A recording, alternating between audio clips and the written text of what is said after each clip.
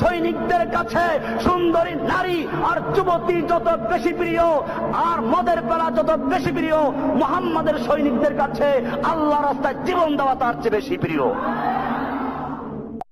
चारों तरफ है फितना ही फितना, कहाँ जाऊँ मैं, है मेरे रब रास्ता दिखा।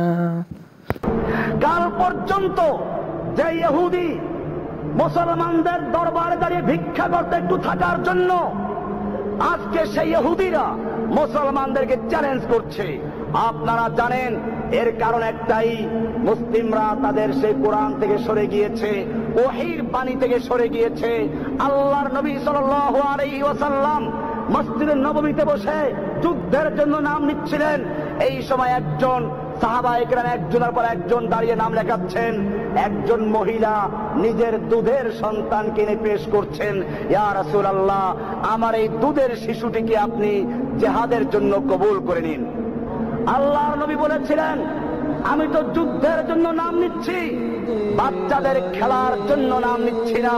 তোমার এই বাচ্চা না তীর চালাতে পারবে, না তরবারি চালাতে পারবে, না ঘোড়ায় বসতে পারবে, না উঠে বসতে পারবে, না ঢাল ঘুরাতে পারবে। ওই মহিলা তখন বলেছিল, ইয়া রাসূলুল্লাহ,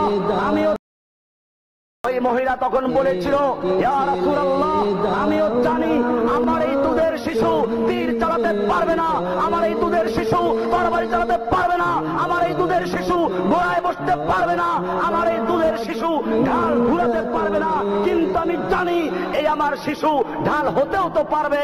আপনাকে লক্ষ্য করে যখন দুশমনরা তীর ছুঁড়ে মারবে, আপনাকে লক্ষ্য করে যখন দুশমনরা তরবারি আঘাত করবে, সেই মুহূর্তে আপনার সামনে আমার এই দুধের সন্তানকে ঢাল স্বরূপ পেতে ধরবেন।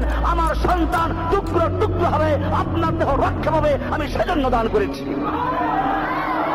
ভাইয়েরা আমার, এই মজলিসে তখন রোমের গোয়েন্দারাও ছিল।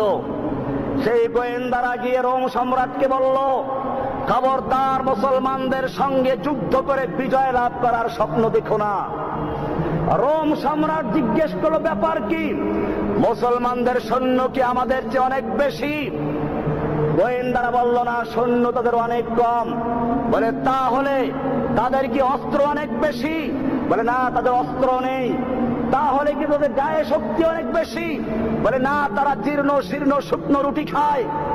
তখন রোমের সম্রাট রাগ করে বলল, কেন আমাকে ভয় দেখাচ্ছ? আমার সাহস ভেঙে দিচ্ছ। অস্ত্র আমাদের বেশি, সৈনিক আমাদের বেশি, গায়ে শক্তি আমাদের বেশি, কেন আমাকে ভয় দেখাচ্ছ?